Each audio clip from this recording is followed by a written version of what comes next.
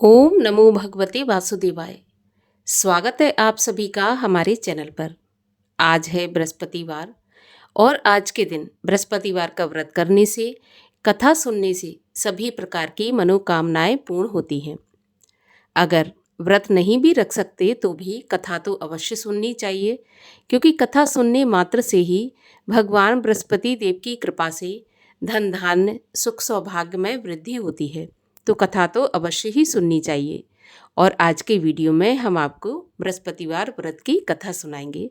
तो अगर कथा पसंद आती है तो लाइक करके शेयर करिए, साथ ही साथ इसी प्रकार की व्रत कथाएं सुनने के लिए चैनल को भी सब्सक्राइब कर लीजिए। तो आइए शुरू करते हैं बृहस्पति देव की कथा। प्राचीन समय की बात है। भारत में एक राजा राज्य करता था। वह बड़ा प्रतापी और दानी था। वह नित्य प्रति मंदिर में भगवत दर्शन करने जाता था। ब्राह्मण और गुरु की सेवा किया करता था। उसके द्वार से कोई भी याचक निराश होकर नहीं लौटता था।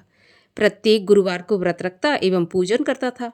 हर दिन गरीबों की सहायता करता था। परंतु ये सब बातें उसकी रानी को अच्छी नहीं लगती थी। वह ना व्रत करती और ना किसी को एक भी पैसा दान में देती थी, और राजा से भी ऐसा करने को मना किया करती थी। एक समय की बात है। राजा शिकार खेलने वन को चले गए। घर पर रानी और दासी थीं। उस समय गुरु बृहस्पति साधु का रूप धारण करके राजा के दरवाजे पर भिक्षा मांगने आए। साधु ने रानी से भिक्षा मांगी तो वह कहने लगी, हे साधु महाराज, मैं इस दान पुण्य से तंग आ गई हूँ। इस कार्य के लिए तो मेरे पति देवी बहुत हैं। अब आप ऐसी कृपा करें कि सारा धन नष्ट हो जाए और मैं आराम से रह सकूं। साधु रूपी बृहस्पति देव ने कहा, देवी, तुम तो बड़ी विचित्र हो। संतान और धन से कोई दुखी नहीं होता, इसको सभी चाहते हैं। पापी भी पुत्र और धन की इच्छा करता है। अगर तुम्हारे पास धन अधिक है तो भूखे मनुष्यों को भोजन कराओ, प्याऊ लगवाओ, ब्राह्मणों को दान दो, धर्मशालाएं बनवाओ, कुआं, तालाब, बावड़ी, बाग, बगीचों आदि का निर्माण करवाओ, निर्धनों की कुंवारी कन्याओं का विवाह कराओ, साथ ही यज्ञ आदि करो। इस प्रकार के कर्मों से आपके कुल का और आपका नाम परलोक में सार्थक होगा एवं स्वर्ग की प्राप्ति होगी। परंतु रानी साधु की इन बातों से खुश नहीं हुई।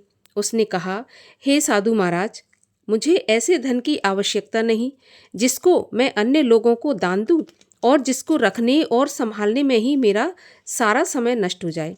साधु ने कहा, देवी, यदि तुम्हारी ऐसी इच्छा है तो जैसा मैं तुम्हें बताता हूँ तुम वैसा ही करना।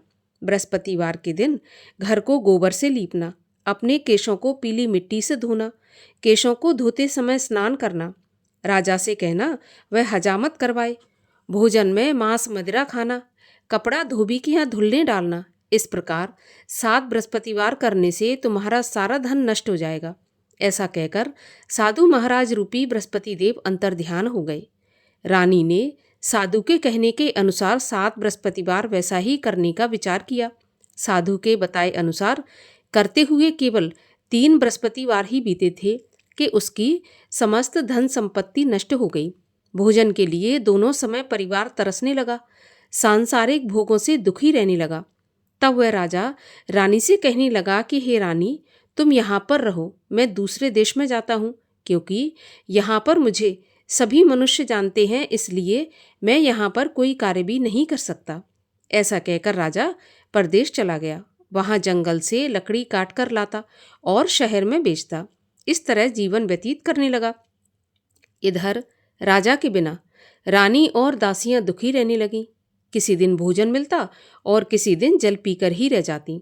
एक समय रानी और दासियों को 7 दिन बिना भोजन के व्यतीत हो गए तो रानी ने अपनी दासी से कहा, दासी, यहाँ पास के नगर में मेरी बहन रहती है, वह बहुत धनवान है।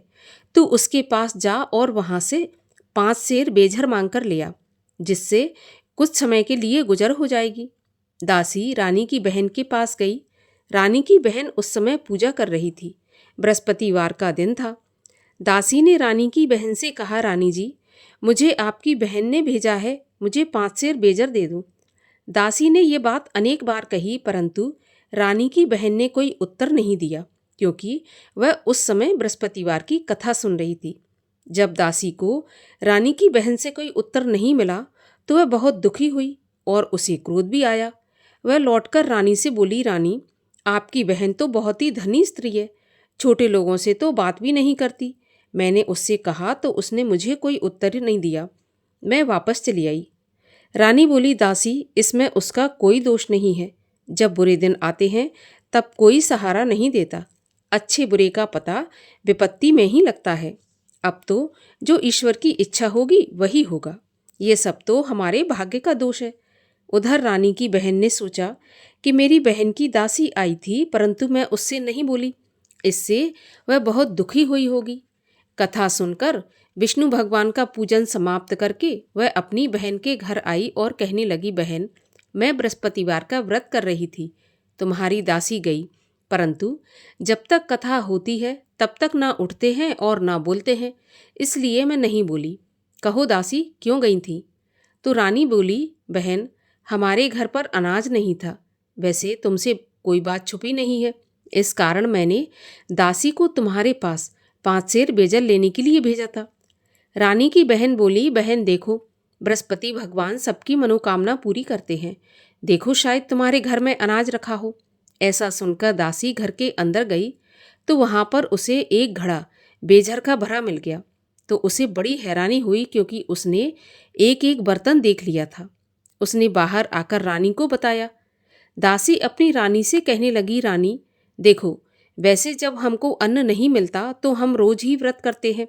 अगर इनसे व्रत की विधि और कथा पूछ ली जाए तो उसे हम भी किया करेंगे।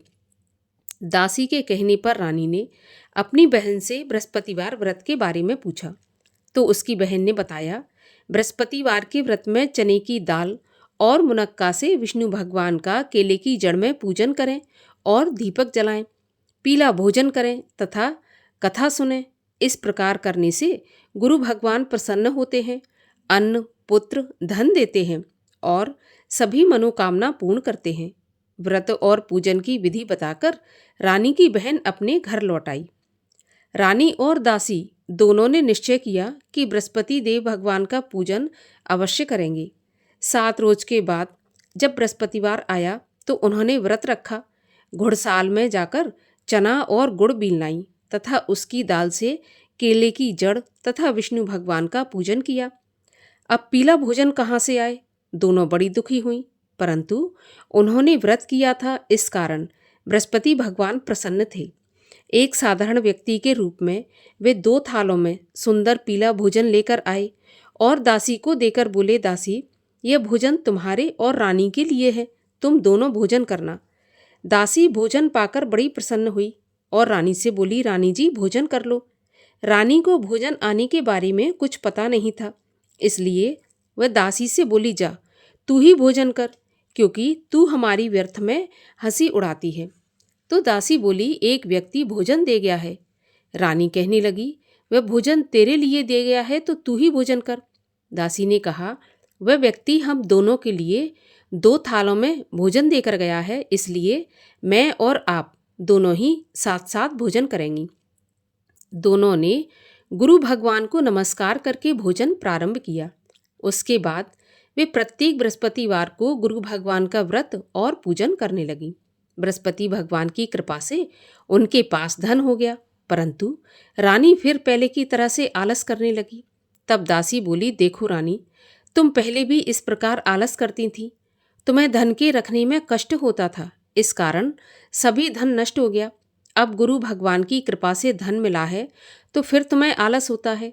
बड़ी मुसीबतों के बाद हमने ये धन पाया है, इसलिए हमें दान पुण्य करना चाहिए। भूखे मनुष्यों को भोजन कराओ, प्याऊ लगवाओ, ब्राह्मणों को दान दो, कुआं, तालाब, बावड़ी आदि का निर्माण करवाओ, मंदिर, पाठशाला बनवाकर दान दो, कुंवारी कन्याओं का विवाह करवाओ। धन को शुभ कार्यों में खर्च करो, जिससे तुम्हारे कुल का यश बढ़े और स्वर्ग प्राप्त हो तथा पितृ प्रसन्न हो। दासी की बात मानकर रानी इसी प्रकार के कर्म करने प्रारंभ कर दिए। उसका काफी यश फैलने लगा। एक दिन रानी और दासी आपस में विचार करने लगीं कि ना जाने राजा किस दशा में होंगे, उनकी कोई खोज खबर नहीं है। गुरु भगवान से उन्होंने प्रार्थना की और भगवान ने रात्रि में राजा को सपने में कहा कि हे राजा, उठ, तेरी रानी तुझको याद करती है, अब अपने देश को लौट जा। राजा प्रातःकाल उठा। वह विचार करने लगा कि स्त्री जाति खाने और पहनने की ही साथी होती है, पर भगवान की आज्ञा मानकर वह अपने नगर को चलने के लिए तैयार हुआ। जब राजा परदेश गया तो परदेश में बहुत दुखी रहने लगा था। प्रतिदिन जंगल से लकड़ी बीन कर लाता और उसे शहर में बेचकर अपने दुखी जीवन को बड़ी कठिनता से व्यतीत करता था। एक दिन राजा दुखी हो अपनी पुरानी बातों को याद करके रोने लगा। उस जंगल में बृहस्पति देव एक साधु का रूप धारण करके आए और राजा के पास आकर बोले, लकड़हारे, तुम इस सुनसान जंगल में किस चिंता में बैठे हो, मुझे बताओ। ये सुनकर राजा के नेत्रों में जल भर आया और साधु की वंदना करके बोला, प्रभु आप सब कुछ जानने वाले हैं। इतना कहकर राजा ने साधु को अपनी संपूर्ण कहानी सुना दी। महात्मा तो दयालु होते हैं। वे राजा से बोले, राजा तुम्हारी पत्नी ने बृहस्पति देव के प्रति अपराध किया था, जिसके कारण तुम्हारी ये दशा हुई। अब तुम किसी प्रकार की चिंता मत करो, भगवान तुम्हें पहले से अधिक धन देंगे। देखो, तुम्हारी पत्नी ने बृहस्पतिवार का व्रत प्रारंभ कर दिया है। अब तुम भी बृहस्पतिवार का व्रत करके चने की दाल और गुड़ जल के लोटे में डालकर केले का पूजन करो। फिर कथा कहो या सुनो, भगवान तुम्हारी सभी मनोकामनाओं को पूर्ण करेंगे। साधु को प्रसन्न देखकर राजा बोला, प्रभु मुझे लकड़ी बेचकर इतना पैसा नहीं बचता जिससे भोजन करने के उपरांत कुछ बचा सकूं। मैंने रात्रि में अपनी रानी को व्याकुल देखा है। मेरे पास कोई साधन नहीं जिससे उसका समाचार जान सकूं, और फिर मैं बृहस्पति देव की क्या कहानी कहूं, ये भी मुझको मालूम नहीं है। तो साधु ने कहा, राजा तुम किसी बात की चिंता मत करो। बृहस्पतिवार के दिन रोज की तरह लकड़ियां लेकर शहर में जाओ। तुम्हें रोज से दुगना धन प्राप्त होगा, जिससे तुम भली भांति भोजन कर लोगे और बृहस्पति देव की पूजा का सामान भी आ जाएगा। और बृहस्पतिवार की कहानी भी इस प्रकार से है। प्राचीन काल में एक बहुत ही निर्धन ब्राह्मण था। उसके कोई संतान नहीं थी। वह नित्य पूजा पाठ करता, परंतु उसकी स्त्री बहुत मलिनता के साथ रहती। वह न स्नान करती और न किसी देवता का पूजन करती। प्रातःकाल उठते ही सबसे पहले भोजन करती, बाद में कोई अन्य काम करती। ब्राह्मण देवता बहुत दुखी रहते थे। पत्नी को बहुत समझाते, परंतु उसका कोई परिणाम न निकलता। भगवान की कृपा से ब्राह्मण की स्त्री की कन्या उत्पन्न हुई। वह कन्या अपने पिता के घर में बड़ी होने लगी। वह बालिका प्रातः स्नान करके भगवान विष्णु का जप करती, बृहस्पतिवार का व्रत भी करने लगी। पूजा पाठ समाप्त करके स्कूल जाती तो अपनी मुट्ठी में जौ भर के ले जाती और पाठशाला के मार्ग में डालती जाती। वही जौ स्वर्ण के हो जाते तो लौटते समय उनको बीनकर घर ले आती। एक दिन वह बालिका सूप में उन सोने के जौ को फटक कर साफ कर रही थी। तभी उसकी माँ ने देख लिया और कहा, बेटी सोने के जौ को फटकने के लिए सोने का सूप होना चाहिए। दूसरे दिन गुरुवार था। इस कन्या ने व्रत रखा और बृहस्पति देव से प्रार्थना करके कहा कि प्रभु, यदि मैंने सच्चे मन से आपकी पूजा की हो तो मुझे सोने का सूप दे दो। बृहस्पति देव ने उसकी प्रार्थना स्वीकार कर ली। रोजाना की तरह वह कन्या जौ फैलाती हुई स्कूल चली गई। स्कूल से लौटकर जब वह जौ बीन रही थी तो बृहस्पति देव की कृपा से उसे सोने का सूप मिला। उसे वह घर ले आई और उसमें जौ साफ करने लगी, परंतु उसकी माँ का वही ढंग रहा। एक दिन की बात है, वह कन्या सोने के सूप में जौ साफ कर रही थी। उस समय उस नगर का राजकुमार वहां से होकर निकला। इस कन्या के रूप और कार्य को देखकर उस पर मोहित हो गया और राजमहल में आकर भोजन तथा जल त्याग कर उदास होकर लेट गया। जब राजा को राजकुमार द्वारा अन्न जल त्यागने का समाचार ज्ञात हुआ तो अपने मंत्रियों के साथ अपने पुत्र के पास गए और बोले, बेटा तुम्हें किस बात का कष्ट है? किसी ने अपमान किया है अथवा कोई और कारण है? मुझे बताओ, मैं वही करूँगा जिससे तुम्हें प्रसन्नता हो। तो राजकुमार ने अपने पिता की बातें सुनी तो बोला, मुझे आपकी कृपा से किसी बात का दुख नहीं है। किसी ने मेरा अपमान नहीं किया, परंतु मैं उस लड़की के साथ विवाह करना चाहता हूँ जो सोने के सूप में जौ साफ कर रही थी।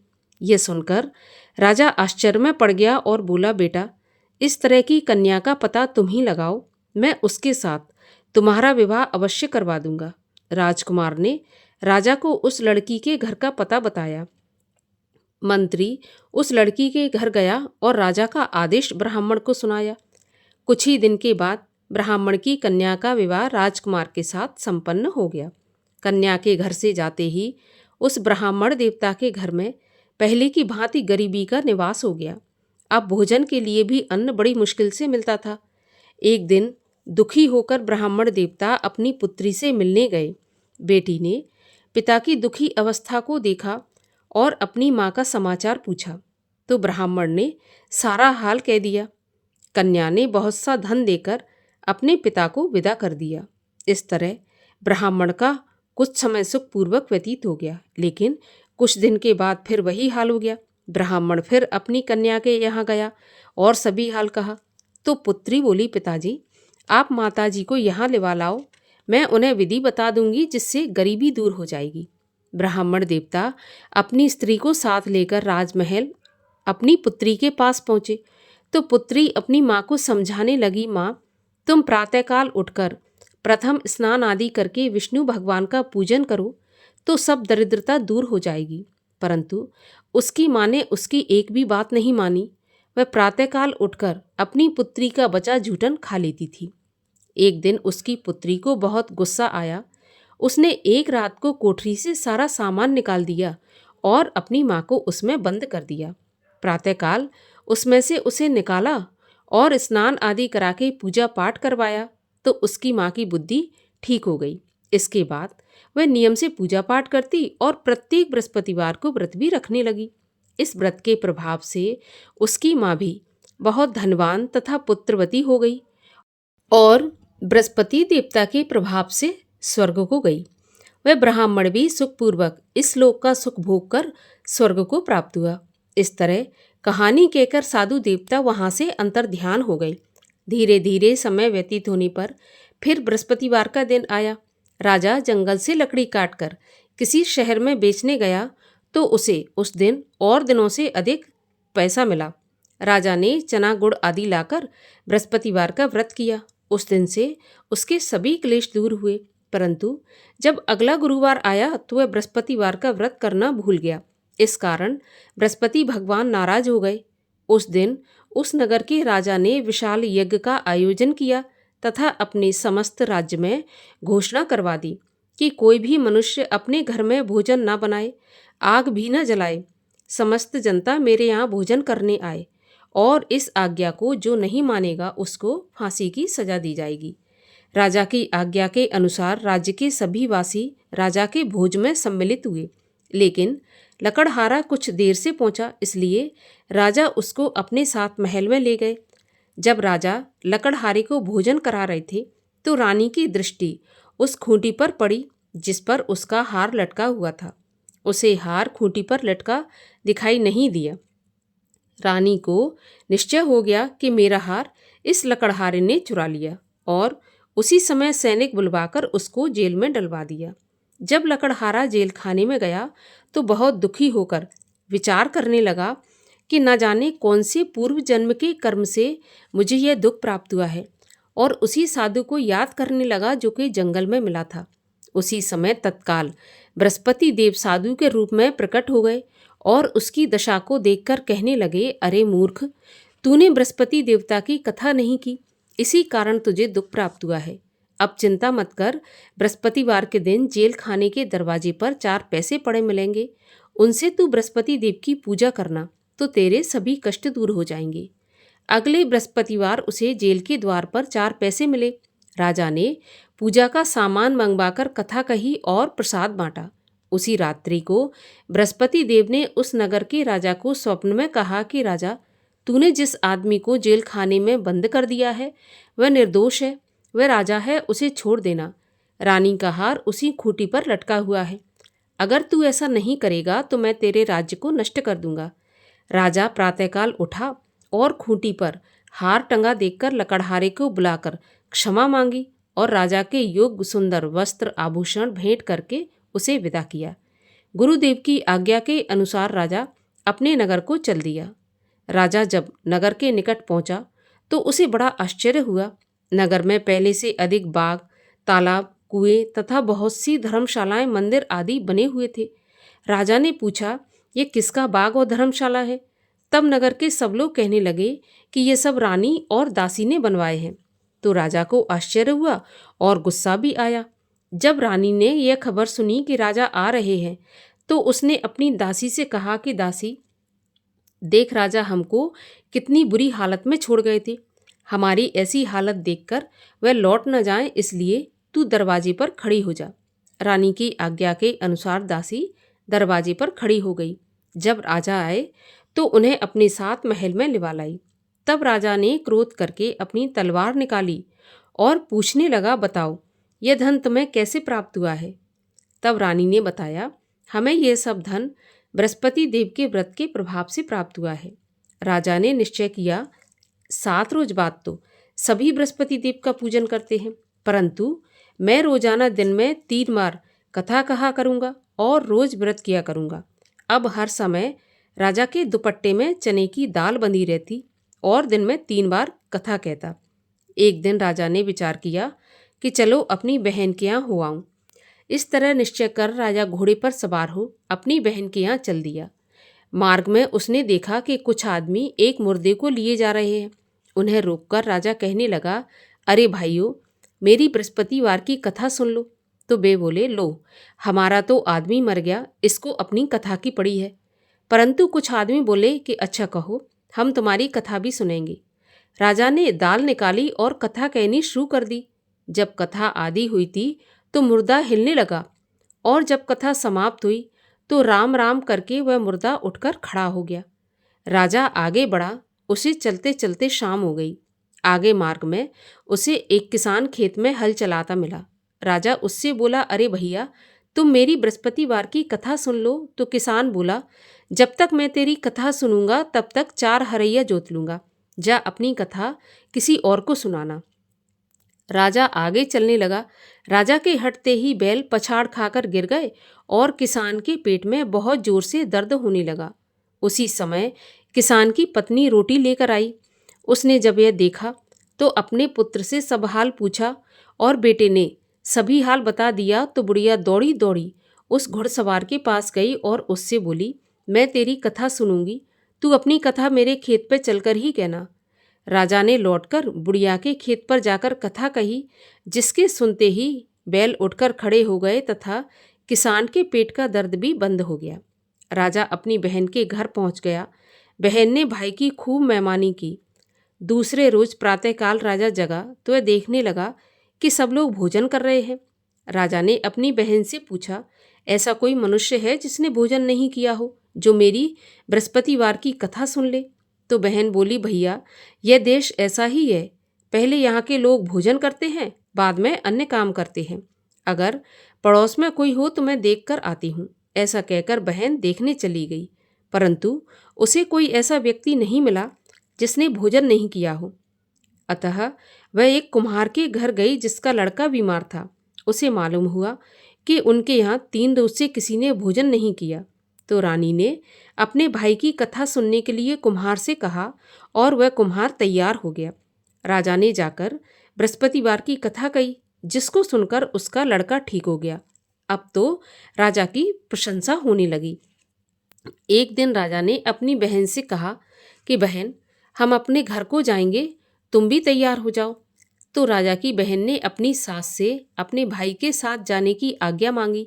तो सास बोली कि चली जा, परंतु अपने लड़कों को मत ले जाना, क्योंकि तेरे भाई के तो कोई संतान नहीं है।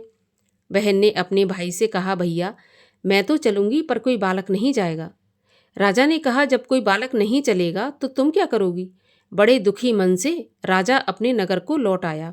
राजा ने अपनी रानी से कहा, हम निर्वंशी राजा हैं, हमारा मुंह देखने का भी धर्म नहीं है, और बिना भोजन आदि किए शैया पर लेट गया। रानी बोली, हे प्रभु, बृहस्पति देव ने हमें सब कुछ दिया है, वे हमें संतान भी अवश्य देंगे। उसी रात को बृहस्पति देव ने राजा को स्वप्न में कहा, राजा उठ, सभी सोच त्याग दे, तेरी रानी गर्भवती है। राजा को यह जानकर बड़ी खुशी हुई और 9वें महीने रानी के गर्भ से एक सुंदर पुत्र पैदा हुआ। तब राजा बोला, हे रानी, स्त्री बिना भोजन के रह सकती है, परंतु बिना कहे नहीं रह सकती। जब मेरी बहन आए तो तुम उससे कुछ कहना मत। तो रानी ने सुनकर हाँ कर दी। जब राजा की बहन ने यह शुभ समाचार सुना तो बहुत खुश हुई और बधाई लेकर अपने भाई के यहाँ आई। तभी रानी ने कहा, घोड़ा चढ़ाकर नहीं आई, गधा चढ़ी आई। तो राजा की बहन बोली, भाभी, मैं इस प्रकार ना कहती तो तुम्हें औलाद कैसे मिलती। बृहस्पति देव ऐसे ही है, जैसी जिसके मन में कामना है सभी को पूर्ण करते हैं। जो सद्भावना पूर्वक बृहस्पतिवार का व्रत करता है एवं कथा पढ़ता है अथवा सुनता है और दूसरों को सुनाता है, बृहस्पति देव उसकी सभी मनोकामना पूर्ण करते हैं। बृहस्पति देव उनकी सदैव रक्षा करते हैं। जो संसार में सद्भावना से गुरुदेव का पूजन एवं व्रत सच्चे हृदय से करते हैं, उनकी सभी मनोकामनाएं पूरी होती हैं। जैसी सच्ची भावना से रानी और राजा ने बृहस्पति देव की कथा का गुणगान किया तो उनकी सभी इच्छाएं बृहस्पति देव ने पूर्ण की थीं। इसलिए सबको कथा सुनने के बाद प्रसाद लेकर जाना चाहिए और हृदय से उनका मनन करते हुए जयकारा बोलना चाहिए। बोलिए बृहस्पति भगवान की जय। और आइए अब करें बृहस्पति देव की आरती। ओम जय बृहस्पति देवा, स्वामी जय बृहस्पति देवा। छिन्न छिन्न भोग लगाऊं, कदली फल मेवा। ओम जय बृहस्पति देवा। तुम पूर्ण परमात्मा, तुम अंतर्यामी, जगत पिता जगदीश्वर, तुम सबके स्वामी। ओम जय बृहस्पति देवा। चरणामृत निज निर्मल, सब पातक हरता, सकल मनोरथ दायक, कृपा करो भरता। ओम जय बृहस्पति देवा। तन मन धन अर्पण कर, जो जन शरण पड़े, प्रभु प्रकट तब होकर, आकर द्वार खड़े। ओम जय बृहस्पति देवा। दीन दयाल दयानिधि, भक्तन हितकारी, पाप दोष सब हरता, भव बंधन हारी। ओम जय बृहस्पति देवा। सकल मनोरथ दायक, सब संशय हारो, विषय विकार मिटाओ, संतन सुखकारी। ओम जय बृहस्पति देवा। जो कोई आरती प्रभु की, प्रेम सहित गावे, जेठानंद आनंद कर, सो निश्चय पावे। ओम जय बृहस्पति देवा। बोलिए विष्णु भगवान की जय, बृहस्पति देव भगवान की जय।